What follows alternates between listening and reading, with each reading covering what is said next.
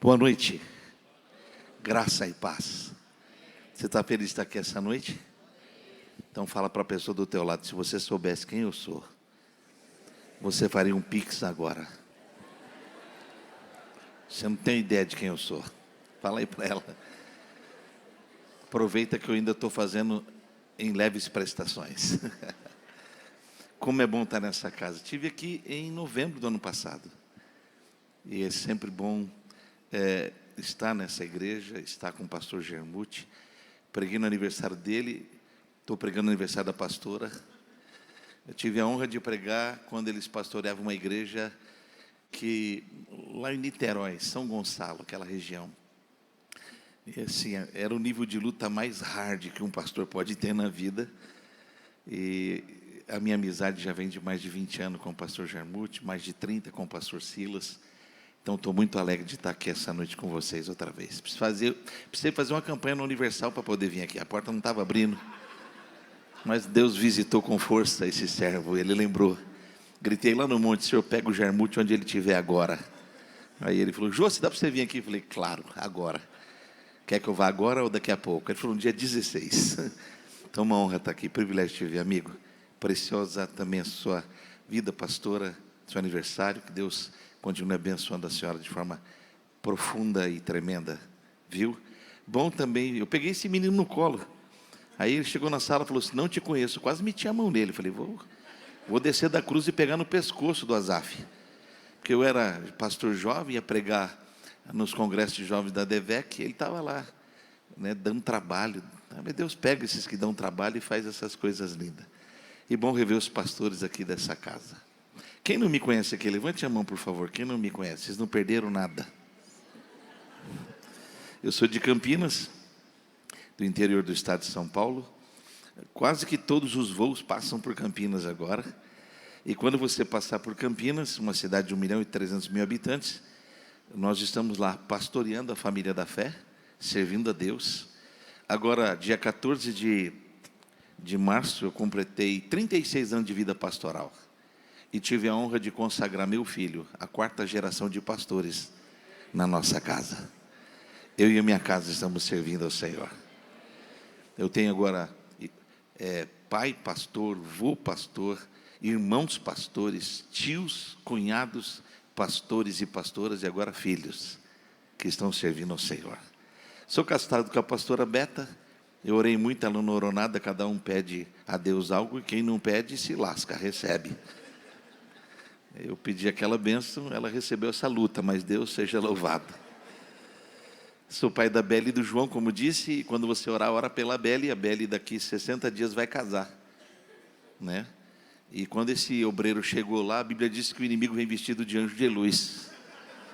O cara é bonito, o cara é dentista, o cara é de boa família, o cara cozinha, o cara pesca e me chama de pai. Falei, arreda, tem nada para ti aqui, mas não teve jeito, perdi a batalha. E é luta, amado, porque veja, você cria, investe, paga, aí o cara vem, leva e você paga para o cara levar. Eu não estou entendendo essa guerra. Você está rindo, mas essa obra vai te pegar. Eu quero te avisar, tu vai chorar como eu estou chorando esses dias. Mas eu tenho o João tem 22 anos, eu vou me vingar. Eu não sei quem é o que vai pagar, mas eu vou à forra. O João é solteiro, fala 2 idiomas, é pastor, é bonito. Envie currículos, estamos aceitando. Ok? Se você quiser seguir a gente nas redes sociais, é simples, é só você digitar @JosimarFonseca. Você vai achar a gente no Instagram, no Telegram, no Twitter, no Face, no YouTube, no TikTok. Eu estou em tudo, amado. Não estou mais no Orkut, se você está, Deus te abençoe, eu pulei fora. Mas no resto eu estou em tudo. Estamos lá postando, repostando, imitando, enfim. Você vai encontrar não só o nosso ministério, a igreja, mas a rádio. Nós temos 2 rádios, elas pegam mais de 300 cidades. A gente está lá com a editora, tem vários dos meus livros gratuitos para você baixar lá. Vai lá, você vai ser abençoado. Perfeito? Uma honra estar servindo vocês aqui essa noite. Você trouxe as escrituras, eu quero abrir num texto muito conhecido da palavra, que é o texto que compreende um momento sublime da vida do pastor Elias, ou do profeta Elias. Capítulo 18, verso 1, mas você sabe que tem um compêndio da história dele, que está no 17, no 18 e no 19. Eu quero, por bondade de Deus, compartilhar o que Deus colocou no meu coração para essa noite. Eu quero ser boca de Deus na sua vida. Não, acho que você não ouviu. Eu quero ser boca de Deus para a sua vida. A Bíblia diz que quando a gente crê em Deus, está seguro, está estabelecido. A palavra, ela afirma a gente. Mas quando nós recebemos os seus profetas, na condição de profetas, estamos autorizados a crescer, a prosperar e a entrar em novas dimensões. Alguém está aí? Este capítulo 18, ele é precedido do 17 e tem o acesso para o 19, onde está um momento muito sublime da vida desse homem que não tem nenhum tipo de relação de haver na história dele alguém que antes tenha servido a Deus na amplitude que ele serviu. Ele não tinha pais pastores, ele não tinha feito nenhum seminário. A Bíblia diz que ele é de uma região, fala da nomenclatura da sua família, e que em dado momento ele notou o contexto que Israel vivia, e ele não se viu aquém, ou à parte, ou diminuído por qualquer processo. Ele compreendeu que era necessário um posicionamento diante daquilo que ocorria. E o que é que ocorria? Israel tinha, primeiro, de forma muito sutil e sagaz, Acabe tomou Jezabel como esposa e trouxe ela para reinar com ele Israel. A chegada de Jezabel em Israel não foi uma chegada abrupta, ela foi silenciosa e graciosa. Ela entrou, ganhou respeito, ganhou crédito, e naturalmente ela foi introduzindo dentro da nação de Israel uma anticultura cristã, uma anticultura israelita, e ela foi eliminando sorrateiramente os princípios, os valores. Ela foi tirando as colunas que sustentavam uma fé, e de repente era quase impossível você dizer que você era da religião. Por quê? Porque ela introduziu de forma tão sagaz e sutil na nação, que onde havia lugares para os altares do Senhor, se edificaram os altares a Baal, a Astarote, a ponto de os profetas, os sacerdotes se tornarem raros. Também foram perseguidos, fugiram, não professavam mais a fé, e as gerações que começaram a ser geradas, a Bíblia tem o cuidado de dizer, no livro de Neemias, que elas não falavam mais o idioma, não falavam mais a linguagem. É como se a gente, criado no Evangelho, a gente que tem os pais que foram cristãos, os pais que serviram, temos nossos filhos que não conhecem a fé, não compreendem nem os cânticos que cantamos quando eram meninos, 3 palavrinhas só. De repente, quando isso é notificado, parece como nada, mas uma fé foi saqueada, uma história foi minada, e se estabeleceu condutas anti a fé, anti Deus, a ponto da nação ser atolada numa miséria. Então, nesse cenário, ninguém disse para Elias, prega. Ninguém disse para Elias, faça algo. Ele entendeu que ele não podia ficar à parte. Ele entendeu que ele não podia estar aquém da história. Ele entendeu que ele tinha uma responsabilidade. E dentro dessa responsabilidade, ele prega uma mensagem que confronta o reino, confronta o rei, confronta a estrutura, confronta o que está estabelecido. Você não vai ver nenhum momento Deus dizendo a ele, como não disse a Davi, luta. Eles viram as realidades e disseram, o que eu carrego não pode me permitir olhar e não fazer nada, olhar e passar a quem, olhar e me desviar de quem foi salteado e deixado aqui na estrada. Como você vai ver, a questão daquele homem deixado no caminho. A palavra que ele prega é tão contundente que você vai ver que Deus precisou intervir, escondendo ele, porque ele virou pessoa não grata, cabeça prêmio, e foi sentenciado à morte, literalmente. E aí você vai ver Deus levando ele para o Querite, escondendo ele no Querite, colocando ele para que ninguém pudesse acessá-lo, senão a vida dele poderia ser ceifada. Agora, do capítulo 17 ao capítulo 18, você vai ver um processo de Deus trabalhando na vida desse homem. Deus não só esconde, mas Deus trabalha. Deus não só oculta, mas Deus vai esticando, vai modelando. E uma das coisas mais importantes de você notar, não é o ambiente que ele está, é como Deus vai falando com ele. Se você ler o texto 17:1, você vai ver, veio a palavra do Senhor. Quer dizer, Deus começou a falar com Elias. E à medida que Deus foi falando, ele foi se movendo. À medida que Deus foi orientando, ele foi andando. À medida que Deus foi comunicando a sua vontade, o seu querer, ele foi se locomovendo debaixo de uma direção divina. Esse processo foi um processo de Deus com Elias para afinamento, para estreitamento, para desenvolvimento de relacionamento. De repente você vai ver que ele está nesse lugar, que é o Querite, onde ele tem água, tem alimento, história da palavra tão conhecida, mas a Bíblia vai dizer que o ribeiro secou. Tipo assim, no centro da vontade de Deus, Deus fechou a torneira. No centro da vontade de Deus, Deus estabeleceu que era hora de crescimento, de mudança de estágio, de novos patamares, de novas movimentações. O centro da vontade de Deus não é um lugar para você se sentir em descanso, é um lugar de aperfeiçoamento. É um lugar de trabalhar de Deus em nós. Por isso ele fez os corvos não virem mais e a fonte secar. Por quê? Porque existia outros níveis para ele se manifestar. Mas todo o movimento está baseado nessa verdade. Veio a palavra do Senhor. Deus falou. Deus falou. Só que quando você chega em 18 de 1 Reis, você vai ver que Deus fala com ele, e Deus diz assim, agora que eu te tirei do Querite, que eu estou te tirando da casa da viúva, eu quero que você volte para o lugar que você estava quando a minha palavra se manifestou.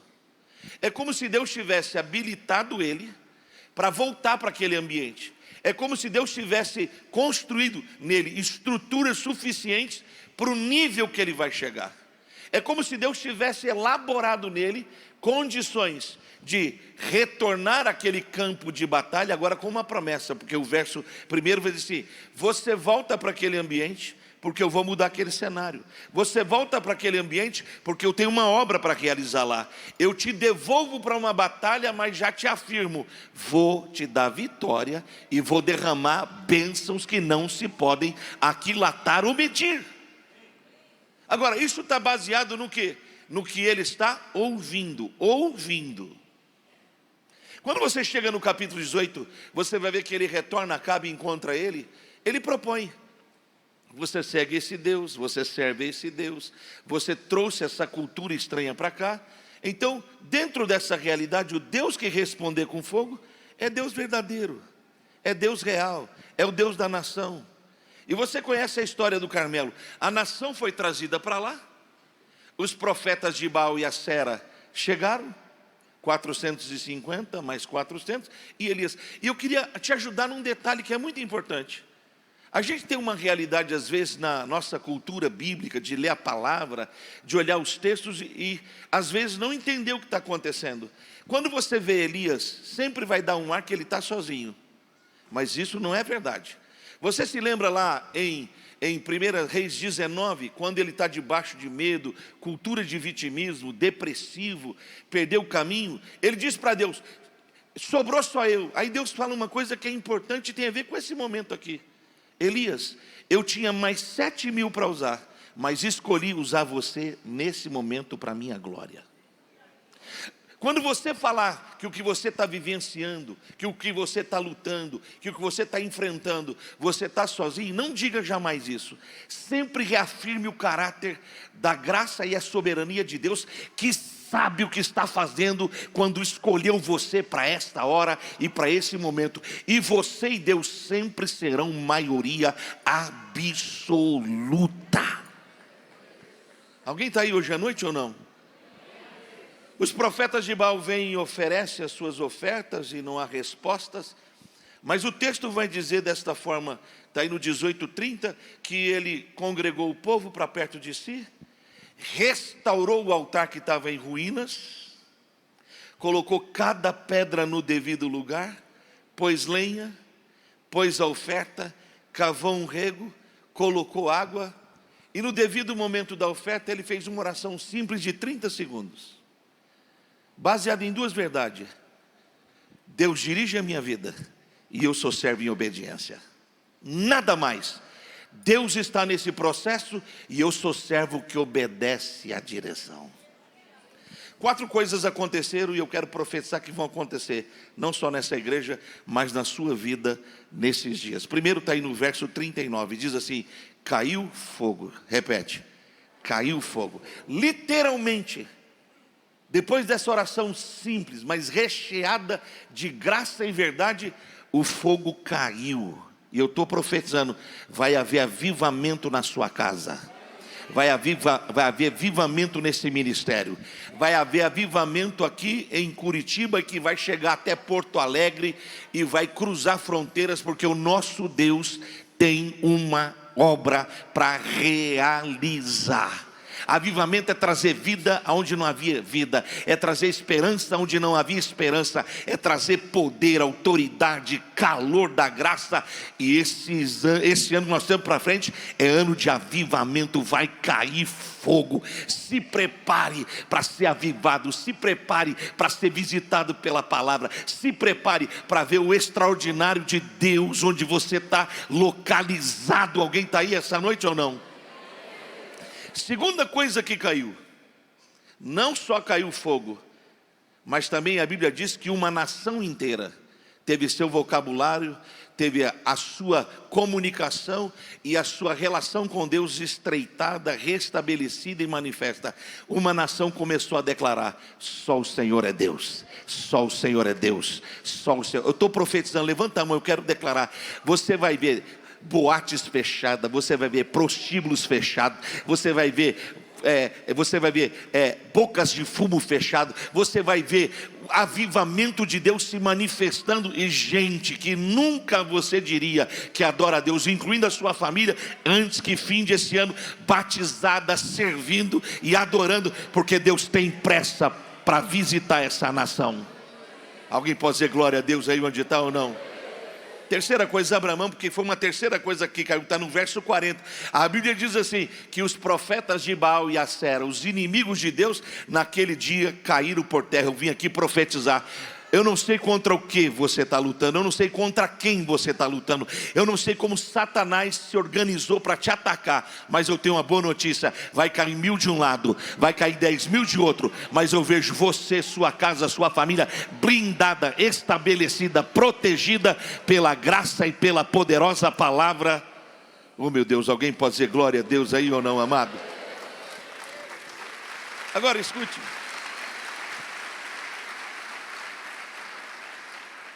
Esse processo da mensagem de Elias até o Carmelo tem pelo menos 3 anos de jornada. Não foi coisa veloz.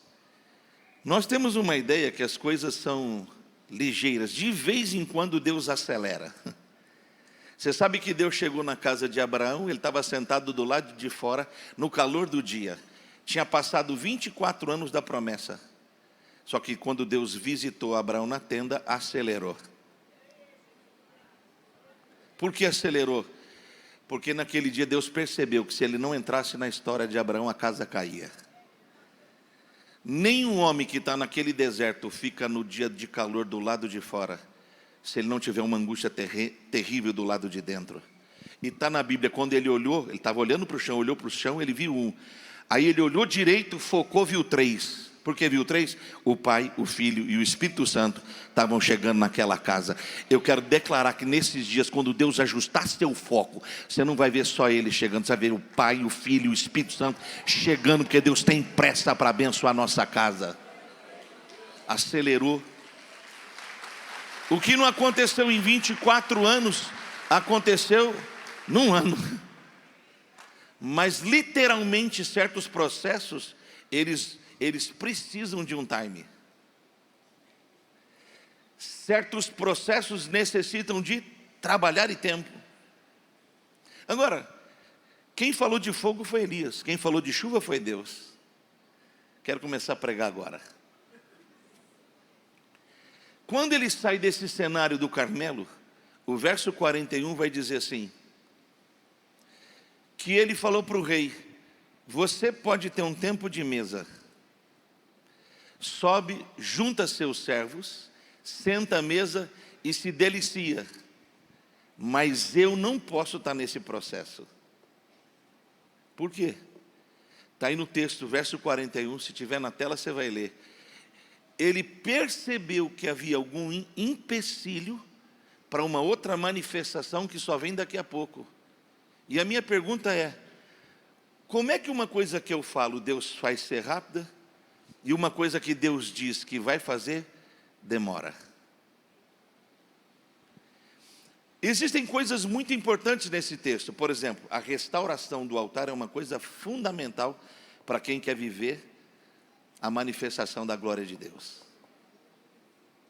Existem coisas tremendas que qualquer pastor e qualquer ministério precisa viver, que é este fogo que cai, que queima pecado, que queima palha, que santifica a vida, que gera poder espiritual, que faz os demônios tremerem, temerem e fugirem. Existem coisas que são tremendas dentro de um ministério que, se faltar, a gente não vê a manifestação da glória, que é o quê? Quebrantamento para arrependimento, que é isso que gera transformação. Pergunte a qualquer pastor o que é que ele quer ver na igreja dele, no ministério dele: calor espiritual. Quando o povo começa a adorar, o céu rasga. Quando o povo começa a adorar, a presença de Deus é real. É a coisa mais triste você estar num ambiente que está cheio de coisas, mas Deus não está lá. Mas eu quero louvar Deus essa noite, que ao entrar aqui eu percebi que a presença dEle está aqui. Não está aqui porque tem culto, está aqui porque você veio. E está aqui porque Ele te esperava. Porque Ele tem uma grande obra para realizar em mim e em você. Também não tem jeito de você estar fazendo o ministério se você não tiver autoridade sobre principados e potestades. A igreja é um elemento estranho aqui no ambiente. Ela não só põe luz, mas ela define onde as trevas estão. Ela não só veio para fazer uma obra, ela veio para manifestar a chegada do reino de Deus. E onde o reino de Deus está, Satanás tem que sair. Meu Deus, vocês estão aí ou não? Agora, eu queria mostrar para vocês nesse texto uma coisa que o Espírito me mostrou. Algo muito mais elevado e importante para a gente pensar. Está aí no texto. O texto é assim, ele falou que o rei podia ter um tempo de mesa, mas ele o quê?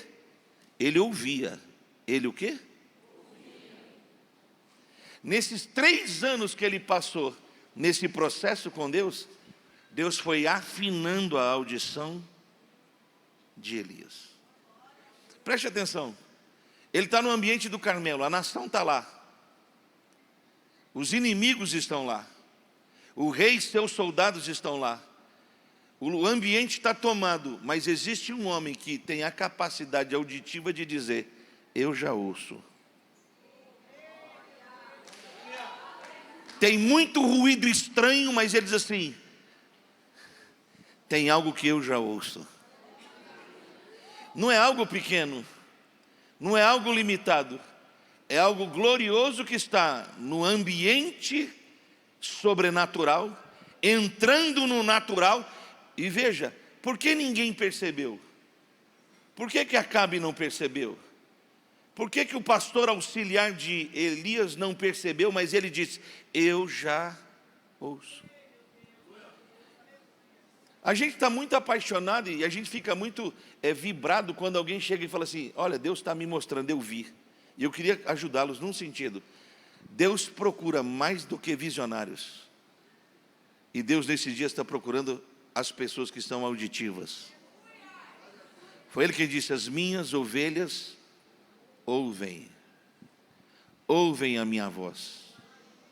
Eu entrei no escritório, um homem muito chique, muito fino, muito bem vestido de terno, sentou à minha frente e ele começou a falar. Tinha marcado um horário pastoral. Ele começou a falar e quanto mais ele falava, mais incomodado eu ficava. E eu falei com o Espírito Santo: o que é que eu não estou ouvindo? Porque geralmente a gente pergunta para Deus: o que é que eu não estou vendo? Mas o Espírito me deu esse discernimento. O que é que eu não estou ouvindo? O Espírito falou comigo: você não está ouvindo que ele tem um problema sério de homossexualismo. E antes de você entrar aqui, ele está te pondo à prova, perguntando se você é de Deus ou não. Então fale para ele que eu disse para você o que ele enfrenta e não tem coragem de falar para ninguém. Então eu falei, você pode parar de falar, querido? Ele, claro, pastor. Estou falando muito? Não. Você só está maquiando aquilo que ninguém está vendo. E se você veio me pôr à prova para saber se eu sou de Deus, eu não queria te dizer. O que você esconde, Deus está me mostrando. E está me mostrando que vai libertar você. E quando eu sentei, ele quase caiu da cadeira. Porque ele era casado, tem família. E tinha essa angústia na alma escondida, onde Satanás operava e oprimia. Mas a Bíblia diz assim, para isso se manifestou o Filho de Deus, para destruir as obras do diabo. Está entendendo ou não? Você está se guiando, e olha como é terrível isso. Eu não tenho nada contra esse momento que o Evangelho nesse país tomou essa proporção das ideias de coach. Eu queria ser muito preciso e sábio e ponderado para não gerar nenhum estresse. Você precisa melhorar sua performance. Você precisa crescer como cidadão, como pessoa. Você precisa criar posturas para as ambiências que você trabalha, mas isso não substitui uma realidade preponderante da vida. O nosso Deus é um Deus que fala. Ele diz, profeta, põe-te em pé, e eu falarei contigo. Nós estamos ouvindo muitas vozes hoje nas redes sociais. Todo mundo posta, todo mundo coloca, e a gente fala, nossa, você viu o que ele falou? Você viu o que ele falou? Você deveria se perguntar, o que é que Deus está falando? E olha que o processo é tão intenso. Deus disse que daria chuva, ele ouve o barulho dela, mas não vê a manifestação dela. Ela já está no cenário, mas ele percebe que há empecilhos. E aí vem um detalhe muito importante. Quanto você está comprometido com o processo daquilo que Deus vem falando? Nós só estamos querendo ter uma vida melhor, queridos. Nós só estamos querendo comprar um carro melhor. Nós só estamos querendo casar e que os nossos filhos casem e a nossa vida tenha sossego. Você não entendeu nada. Nada. Deus quer trazer à existência o reino dele onde você está. Uma coisa é estar aqui na igreja, outra coisa é levar o reino para onde você está. Você literalmente é a carta viva que Deus está escrevendo, onde todo mundo vai ler. Ele na sua vida, Ele na sua casa, Ele no seu casamento. Agora nós somos um povo guiado por achismos, mas o justo vive da sua própria fé. Sua própria fé vem pelo alimento da palavra que ele é abastecido e pela orientação que o Espírito Santo vai trazendo. Agora veja, esse cara está vivendo o maior avivamento que Israel está se manifestando no seu ministério, e ele não está crescendo nas redes sociais, a agenda não mudou. Ele está tão comprometido com o processo que ele fala assim, outros podem ter tempo de mesa, eu estou alinhado com o que o céu quer gerar. O que é que Deus quer gerar aqui em Curitiba? O que é que Deus quer gerar em Porto Alegre? Nós somos uma igreja tão desantenada que esse ano a maior patrocinadora de lixo desse país botou 3 trio elétricos, onde o Brasil foi descoberto, colocou três seres do mundo artístico, profetizando para dentro do Brasil toda sorte de miséria, toda sorte de escravidão para os nossos filhos. A gente vê isso e não se manifesta. A gente está na apatia, amortecido. Nós deveríamos tomar a promessa do Salmo 112 e nos levantarmos declarando, os nossos filhos, como Moisés disse para Faraó, você não vai ter os velhos, você não vai ter os bens, você não vai ter o casamento, você não vai ter nossos filhos, você não vai ter nenhuma unha encravada. Essa deveria ser nossa declaração profetizando, os nossos filhos serão a geração mais poderosa na terra. Você deveria estar inconformado. Não é só o aspecto político, é o aspecto religioso, espiritual. Aí você pega o carnaval desse ano, Todas as letras das escolas foram satanistas, diabólicas, ao extremo, está declarado. E dias atrás trouxeram a maior sacerdotisa do mal para profetizar no Rio de Janeiro e fazer. Olha, os próprios artistas brasileiros seculares disseram: isso não é show, isso é orgia. E a gente está aqui calado, achando que, sabe, vai acontecer. Amado, tem coisas que nós geramos, tem coisas que são ganhas à força, tem coisas que são declarações que nós estabelecemos, mas para estabelecê-las nós temos que ouvir o que o Espírito está dizendo à igreja.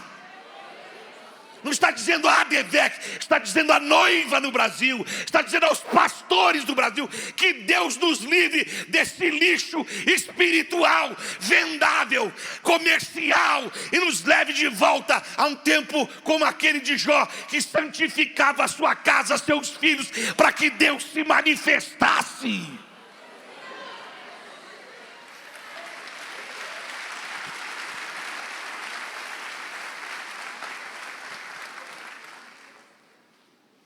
Eu não quero pregar bem, eu não quero fazer crescer a minha rede social, não quero mostrar o que eu estou.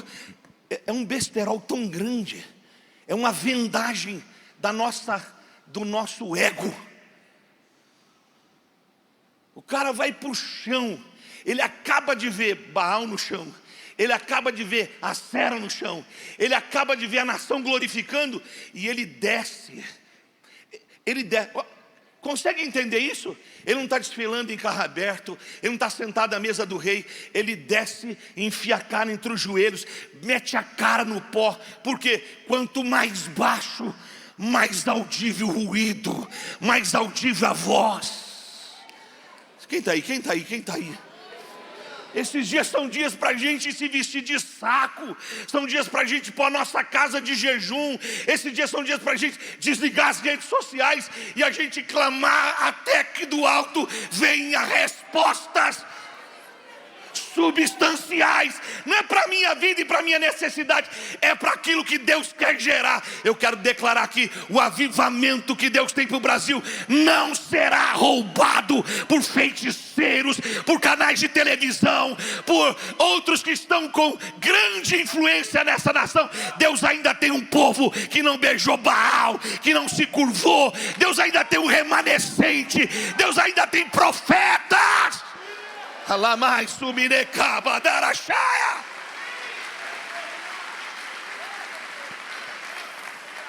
Cutuca alguém aí e fala para ele: quanto é que você está comprometido com o que Deus falou?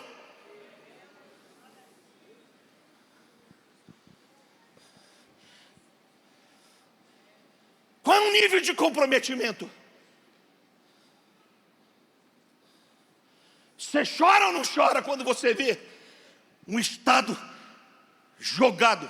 Agora veja, estou vendo todo mundo mandar coisa sensacional. Nós já mandamos 7 carretas, estão indo para mais 3, sai agora. O pastor mandou 50, isso é a igreja. Mas tem uma coisa que precisa mandar, que ninguém pode tirar de nós, são as nossas intercessões. Por ano, o Rio Grande do Sul foi o estado menos cristão do Brasil e mais espírita, mas vai ser o foco de maior avivamento. Eu já ouço barulho, não de chuva que destrói, não de miséria que põe no chão. Deus vai soprar seu espírito e tu vai ouvir desse jeito: há um avivamento sendo gerado naquela região destruída. Deus vai ser glorificado. Oh meu Deus, eu quero uns 2 ou 3 aí para glorificar comigo.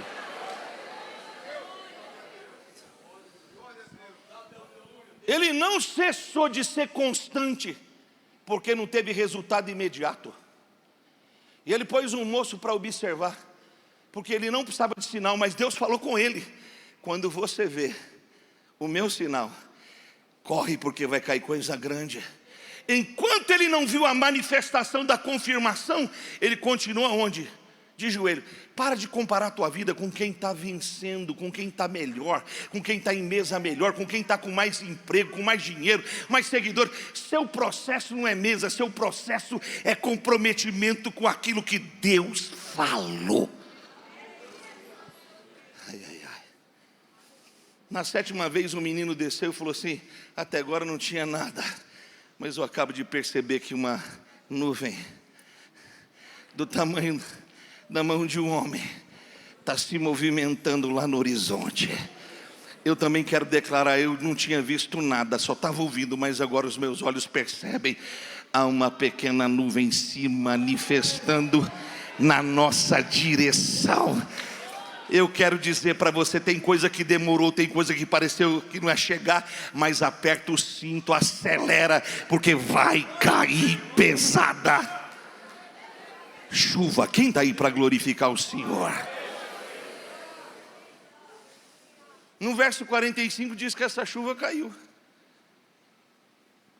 Aí a Bíblia fala desse jeito, que Acabe saiu numa carruagem, e eu já vou encerrar. Mas Elias foi tocado por Deus e correu na frente.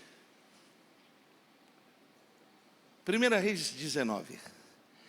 Quando Elias chega no palácio, Acabe chega logo em seguida. Note isso. Está aí no verso 2. Acabe dá relatório para Jezabel e diz para Jezabel: num dia, Elias acabou com o que nós construímos em 20 anos. Agora preste atenção. Jezabel não encontrou Elias, não cruzou com ele cara a cara. Por quê? Porque ela sabia quem ele era. Escute isso, que eu quero falar isso com muito cuidado. Vou pedir para ele pôr na tela esse verso 2 de 1 Reis 19. Preste atenção nisso. Você não se engane, Satanás sabe quem você é e sabe o que você carrega. E como ele sabe que eu e você somos previsíveis, ele não vem cara a cara, ele manda certos mensageiros. Está aí ou não? Ela mandou um mensageiro. Ela mandou um garoto de recados. E olha o que ele disse para Elias: Jezabel mandou avisar você que você não tem 24 horas de vida. Deixa eu te fazer uma pergunta. O que é que Elias desprotegeu nesse diálogo com um fofoqueiro do inferno? Ele desprotegeu a audição dele. Qual deveria ser a postura de Elias a essa conversa fiada de Jezabel? Simples. Diga para Jezabel que ela não dura mais nada nessa terra. Mas como ele veio do Carmelo acreditando que a manifestação já tinha chegado no nível de governo, ele veio na pureza e desprotegeu a audição. O que Jezabel mandou como recado na boca de um maldito entrou nele. 4 coisas aconteceram. Ele teve medo.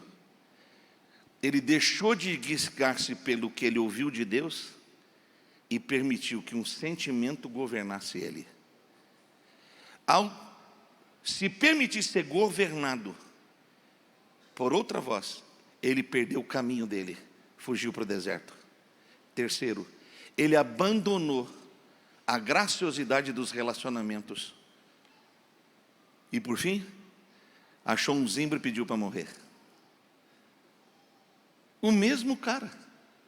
Ele entrou numa depressão tão profunda que ele falou: eu morri. Estou no fim, Jezabel está vindo aí. Ele não encontrou Jezabel, ele não encontrou ela, ele recebeu um recado. Agora escute isso. Quando Deus quer te forjar, te põe no querite. Quando Deus quer te esticar, leva você na casa da viúva. Quando Deus quer te manifestar, te põe no Carmelo. Mas quando você perdeu o alvo, Ele vem pessoalmente cuidar de você. Meu Deus. Fala para quem está do teu lado: você nunca será órfão, porque há uma promessa para a tua vida. Eu estarei com você sempre. Se tudo der certo, ou se tudo der errado, tem um Deus que está com a gente. Escute isso, a minha mulher, nós temos 2 filhos, tivemos um terceiro que perdemos. Ela estava tomando banho, todos os nossos filhos, Deus nos deu uma experiência linda. O terceiro beta estava tomando banho, minha mulher tem 3 universidades, tem um mestrado e um doutorado. O testemunho da minha mulher é violento. Ela estava tomando banho, Deus entrou no chuveiro e falou para ela: eu vou te dar um terceiro filho. Ela falou, não quero. Está tudo estruturado. E Deus disse assim, e se eu te disser que eu vou usar? Ela falou, cumpra-se em mim a tua vontade. Me ligou e falou, estou grávida. Eu falei, você está de brincadeira. Aqui o projeto é para 2. Ela falou, mas já chegou o terceiro, Deus falou comigo. Foi fazer o exame e estava grávida. Entrando nos 7 meses, descolamento de placenta sem sangramento. O neném morreu dentro dela. Eu tive que assinar um documento com a médica sentada, dizendo, se eu perder a vida da Roberta, eu não sou responsável, porque ela vai morrer. Deus levou o bebê, permitiu, mas preservou a vida da Beta. Só que a Beta estava grávida, junto com as minhas 3 cunhadas e com as 5 amigas preciosas com quem ela caminha. Então tinha 9 crianças para chegar. A gente voltou para casa sem criança. Quando essas crianças fizeram 1 ano de vida, a Roberta entrou em depressão profunda. Eu fui marido de uma mulher morta por 2 anos e 3 meses. Ela só levantava da cama, tomava banho, comia alguma coisa e voltava para a cama. Jesus entrou na minha casa para ressuscitar a minha mulher e devolver a vida para ela. Só que a gente nunca tinha entendido o processo. Só que onde você cai, Deus te levanta. E onde Deus te levanta, nasce seu destino profético. A Beta criou mães que oram por filhos, clínica da alma, mulheres com propósito de vida. A maioria dos nossos ministérios são profundos na área da mulher, porque vem das nossas dores e cicatrizes. Onde Deus curou minha mulher? Uma mulher foi em casa passar roupa. E ela começou a ouvir a mulher orando, passando roupa. Entrou nela. Porque Deus é assim. Ele permite a ferida, mas Ele liga a ferida. Alguém está aí ou não? Deus foi lá e serviu uma refeição para um profeta que perdeu o destino. Deus tocou nele, está no texto, eu estou encerrando. Tocou nele e falou para ele, falou, o que ele falou? Bebe água e come o pão, come a comida que eu preparei. Ele comeu, deitou e dormiu. O anjo veio 2ª vez, o anjo que é o Senhor, tocou nele. Está aí no 5, 6, 7 de 1 Reis 19. Falou com ele, bebe água, come o que eu preparei, e aí deu a palavra. A força da palavra, a força da comida que eu estou te dando, você vai andar 40 dias e 40 noites. Sabe o que Deus está falando? Você não morre aqui. Deus está entrando onde Jezabel entrou e está dizendo para ele, você não morre nesse cenário. Você não morre. Meu Deus, alguém está entendendo ou não? Deus não disse assim para ele, você é fraco, você não presta, você é eu investi tanto na tua vida. Não, ele está curando o profeta que se perdeu falando. Você se lembra que a Bíblia diz que a terra era sem forma e vazia? Quem disse isso? O escritor, não foi Deus. Porque se Deus tivesse dito que a terra era sem forma e vazia, a gente estava no caos até hoje. Porque a palavra de Deus se manifesta. Quando Deus olhou o caos, Ele liberou uma palavra, disse assim, do nada se organize, do nada ache seu lugar, do nada vem a existência. O que é esse do nada? É da palavra, da revelação de poder que sai da boca dele. Meu Deus, você está aí não? Quando Deus levou o profeta no vale de ossos secos, perguntou, isso pode ser alterado? Ele disse, não tem como alterar, isso está estabelecido. Mas se o Senhor quiser agir aqui... Aí Deus disse, gostei da sua teologia, já que eu posso, você, entra aí. Ele falou, não posso entrar. Porque se eu tocar em coisa pecaminosa, eu viro pecado. Se eu tocar em coisa morta, eu fico morto. Aí Deus está dizendo para ele, ou você vira morte, ou você vira vida. Ou você recebe o que está aí, ou você entrega o que eu te dei. Ele pisou e começou a declarar vida, vida, vida, vida, vida. Por que ele está declarando? Porque ele ouviu a boca de Deus dizendo, libere, você vai ser profeta de uma nova realidade. O poder da vida e da morte está na comunicação da palavra que está dentro de nós. Está aí ou não? Ele come esse alimento, ele levanta, ele caminha 40 dias, ele entra numa caverna. Deus vai lá na caverna e pergunta, Deus não grita, Deus fala, Deus, o que você faz aí? Ele narra, ficou só eu, me abandonaram, a igreja não cuidou de mim, o pastor puxou meu tapete, não sei o que, ele está falando, e Deus está deixando ele falar. Aí Deus vai alinhar, o que é que Deus vai alinhar? o que ele perdeu. Deus faz a tempestade passar, Ele ouve. Deus faz o terremoto passar, Ele ouve. Deus faz o fogo passar, Ele ouve. Deus faz a brisa passar, Ele ouve. Quando Ele discerne isso, aí Deus fala: volta para o teu caminho. Tem muita coisa passando na tua vida, tem muito ruído passando na tua vida, que você foi desalinhado. Você está se governando por si, você está se governando pelas suas emoções, você está se governando pelas realidades que você enfrentou. Diga comigo, a minha dor. Samuel Xande declarou isso, eu nunca esqueci essa palavra. Ele disse assim: a minha dor não é maior que a minha promessa. Oh, aperta a mão de alguém e fala para ele assim: a sua dor, a sua angústia, as suas perdas nunca serão maiores do que a graça de Deus na sua vida, do que o poder de Deus na sua vida, do que aquilo que Deus tem para realizar na tua vida. Ele começou uma obra, Ele vai completar essa obra. Eu vim declarar lá de Campinas, aqui em Curitiba, todas as covas abertas esperando seu sonho, seu casamento, sua vida foram fechadas, os funerais estão cancelados. Há uma palavra de ordem, fala, porque teu servo ouve. E se você ouvir, você vai comer o melhor dessa terra. Você vai manifestar a graça de Deus onde você foi plantado.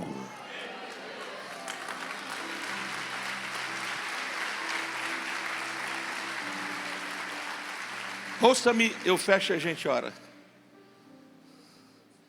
Ouça isso com cuidado. Deus vai falando, vai afinando Elias. Você chegou aqui porque eu te dei a minha voz, te dei a minha palavra.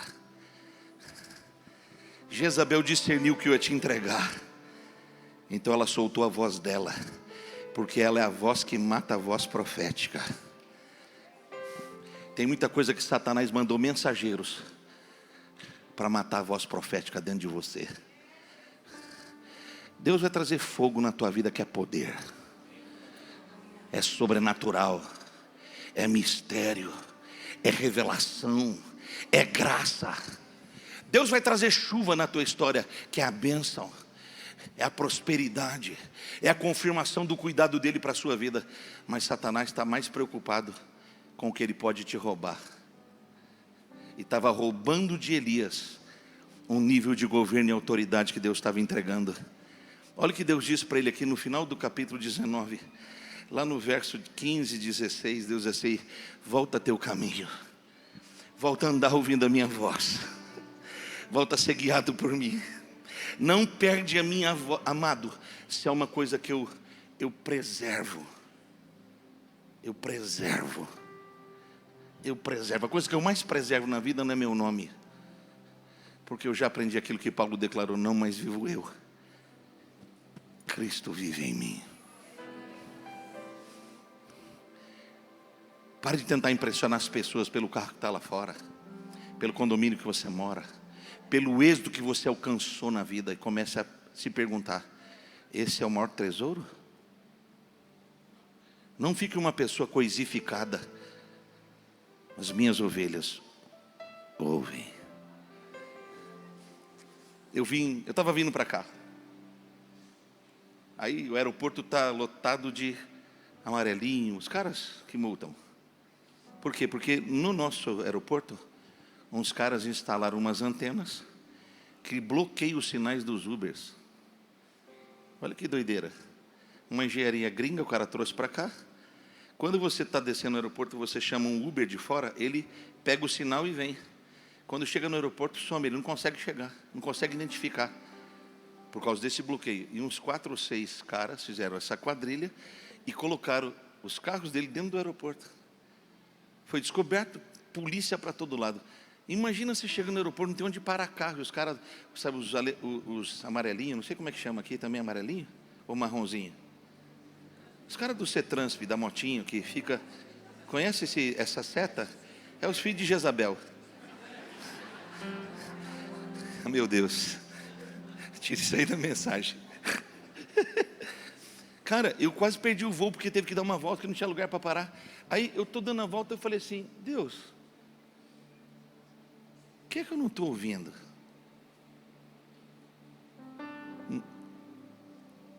O nosso Deus dirige a nossa vida, amados. Eu dei a segunda volta, quando eu estou vindo, falei para o Wesley, dá uma parada ali, tem dois, vamos falar com aqueles dois ali. Eu baixei o vidro para falar, querido, o cara falou, ô pastor Jossi. Aí eu li o nome dele aqui, né? Quando eu li o nome dele aqui, citei o nome dele, falei, o senhor me conhece? Falei, não, eu li o nome de verdade, não foi revelação. Eu falei, eu queria parar para poder descer. Não, para aqui. Aí arrumou um lugar, eu entrei, parei, peguei a mala. Aí ele falou assim, faz 6 anos que eu estou desviado. Hoje eu falei, Deus, fala comigo. Eu abri o celular, alguém me mandou um vídeo de 1 minuto do Senhor. E eu falei assim, Deus, o Senhor podia pôr esse homem na minha frente. Deus ouviu. E eu ouvi. Falei, Senhor, o que o Senhor está fazendo aqui? No aeroporto, cheio de guarda. Meti a mão na cabeça do cara e comecei a orar.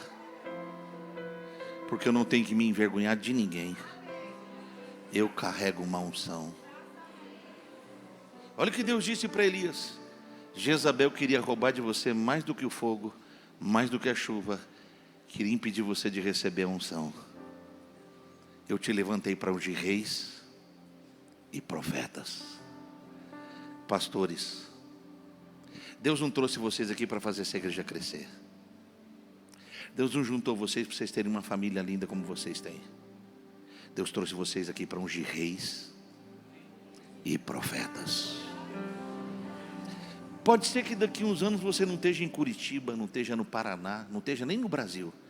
Mas os reis que você ungir e os profetas que você ungir vão liberar a unção que Deus depositou em você geracionalmente.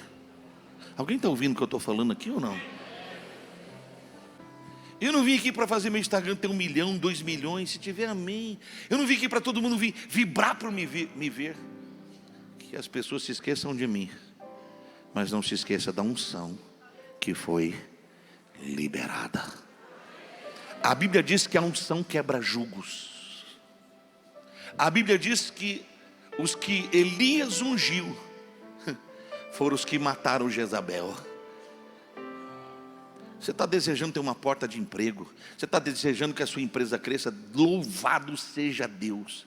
Que você tenha carros, que você tenha clientes, que você tenha sucesso, mas quando alguém olhar para você, diga, mais do que isso, ele tem uma unção.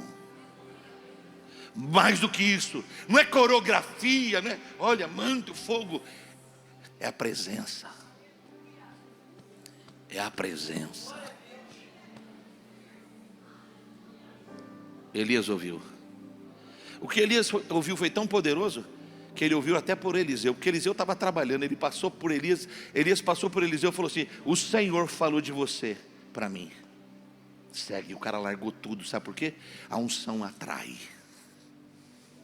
A unção constrange.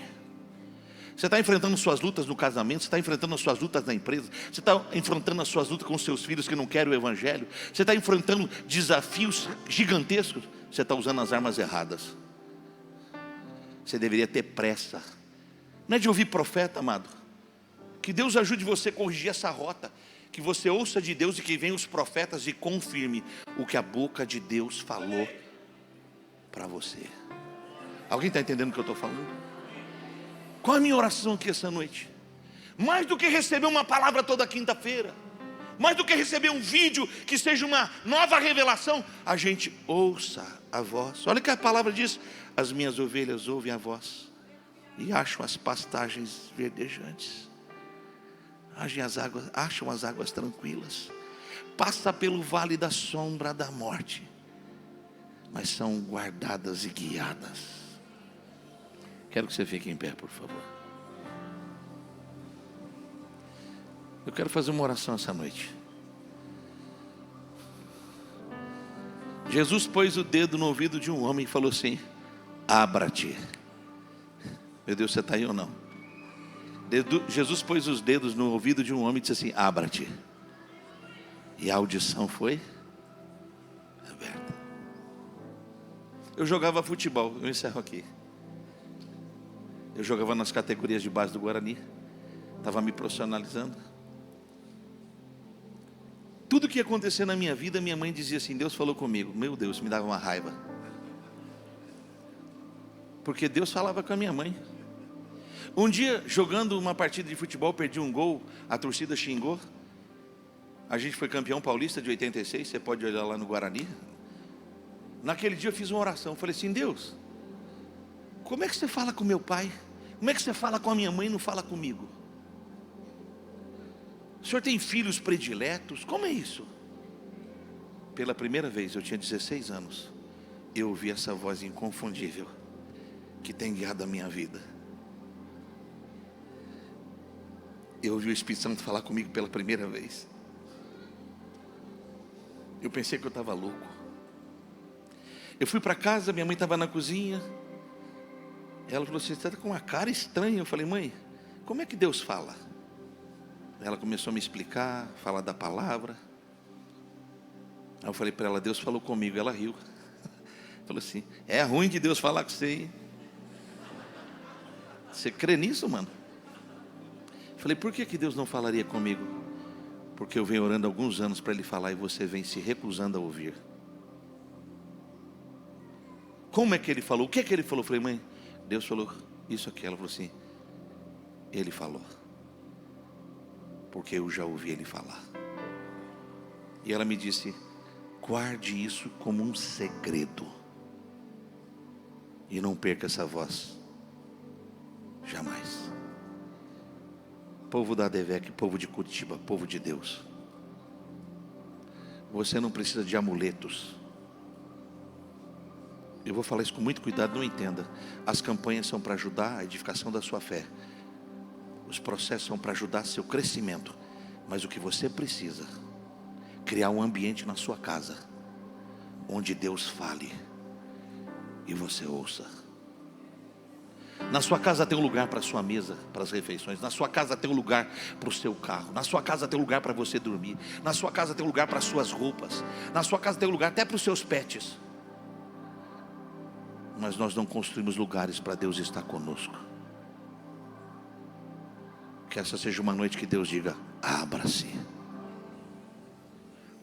Eu não sei como vai ficar a agenda do reverendo, mas ele vai ficar bolado. Você vai chegar e vai falar para ele: pastor, Deus falou comigo, Deus me mostrou. A minha oração essa noite, amado, é que a gente proteja, a gente seja protegido de sermos roubados do privilégio de ouvirmos o nosso Deus, que tem voz. Você se lembra que ele atraiu Moisés? Ele atraiu Moisés pela sarça. E quando ele aproximou, ele falou: tira as sandálias, porque eu vou te ensinar agora a caminhar num novo caminho comigo. E a Bíblia diz que Moisés andou com Deus e falava com ele face a face. Põe a mão no coração, eu quero orar. Não estou pregando para vocês não, amados. Eu estou pregando para mim. Há tantas vozes nessa nação. Há tantos espíritos de confusão, de medo, há tantas coisas querendo tomar o lugar daquele que na nossa vida tem que ter a primazia. A minha palavra essa noite é para destravar a tua audição. E se prepare, você vai viver a melhor temporada. Meu Deus, vocês vieram hoje ou não? Está começando uma temporada de intimidade, de revelação, de crescimento, de manifestações dos sonhos de Deus. Pai, eu quero te louvar por essa noite. Que as vozes estranhas sejam jogadas por terra. Que a voz do eu, a voz do nosso coração que grita por ser satisfeita, ela encontre cruz agora, para que a tua voz, inconfundível voz, Hebreus vai dizer que tu falas pelo Filho agora e pelo teu Espírito. Fala nessa igreja, fala na nossa casa, fala porque o teu servo, a tua serva ouve. O Senhor vai ter aqui uma mulherada empoderada, mas que ouve a tua voz. Vai ter uma garotada santificada, cheia de Deus, que Satanás está lutando para tê-los, mas ele não vai ter nenhuma unha, porque essa garotada vai crescer ouvindo a tua voz. Vai haver um tempo de avivamento entre os meninos dessa igreja. O avivamento vai começar lá no departamento infantil. Alamaite me negara subdechevia. Eita, Ramandália! Não deixa a gente ser corrompido pelo entusiasmo e a eloquência. Oh Senhor, abre a nossa audição. Abre, Senhor, abre.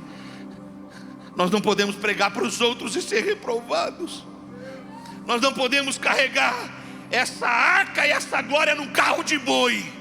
Ela tem que ser carregada nos nossos ombros. O que nos trouxe aqui não foram motivações comuns, foram sacrifícios que nos trouxeram ao altar. Foram entregas, foram renúncias. O evangelho tem sido, Pai, roubado de nós. A preciosidade da beleza da tua presença roubado de nós. A performance tem roubado a tua voz. Mas esses serão dias que a tua voz vai ser ouvida nessa nação. Eu estou dizendo no teu nome, Pai, aquilo que Jezabel mandou como recado, aquilo que Satanás articulou para empobrecer nossa vida, para roubar nossa casa, para roubar nossa herança, para roubar nosso legado, para roubar nossa fé, para apodrecer a nossa carne, a nossa alma, a nossa mente. As suas obras estão denunciadas aqui. Pega teu lixo e sai. Não tem nada para você aqui. Não tem nada. Pega teu espírito de religiosidade, pega teu espírito de mentira, pega teu espírito de rejeição. Tu és um pai amoroso, a tua voz vai ser ouvida, a tua voz não vai ser calada, a tua voz vai falar. Senhor, é uma noite de alinhamento aqui nessa casa. Tem gente sendo curada fisicamente, porque a tua voz está dizendo. Tem gente sendo visitada. Ah, Pai, tem cima, o raio de devaia. E na garagem que caia. O que estava seco, volte a ter vida. O que estava seco ao cheiro das águas, floresça, floresça, floresça, floresça, floresça. Tira o teu povo da cama, tira o teu povo da anestesia, tira o teu povo dessa paralisação, tira o teu povo dessa incredulidade, tira o teu povo dessa mesmice. Joga-nos nos rios profundos do Espírito, joga-nos nos rios profundos do Pentecoste. Oh Pai, domingo agora, Senhor, faz 50 dias que foi a Páscoa. Traz um Pentecoste novo nessa casa. Do altar a quem está trabalhando lá fora, das crianças aos mais experientes. Ninguém fique fora, ninguém fique fora, ninguém fique fora, ninguém fique fora.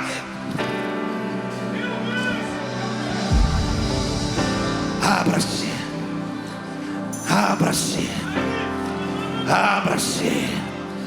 Fala porque temos carência da tua voz. Fala porque queremos ser dirigidos pela tua palavra e pela tua voz. Fala porque a tua voz orienta a nossa vida. Fala porque a tua voz traz vida no caos da nossa história. Fala porque a tua voz cala as vozes estranhas. Fala porque o diabo sabe quando o Senhor está falando e ele pega o lixo dele e sai. Essa noite o Senhor está falando nessa casa. É noite de vitória, é noite de graça, é noite de alegria, é noite de manifestação de poder. Oh, levanta a tua mão, começa a adorá-lo. Faz o que ele está te pedindo, faz o que ele está te mandando. Mexe onde ele está mandando você mexer. Rende-se, porque a voz dele veio para colocar tudo no lugar. Eu não vim pregar, eu vim liberar a tua audição. Deus vai destravar a tua mente, Deus vai destravar a sua vida espiritual. Nunca mais será a mesma. Oh meu Deus, levanta a tua mão e vai glorificando.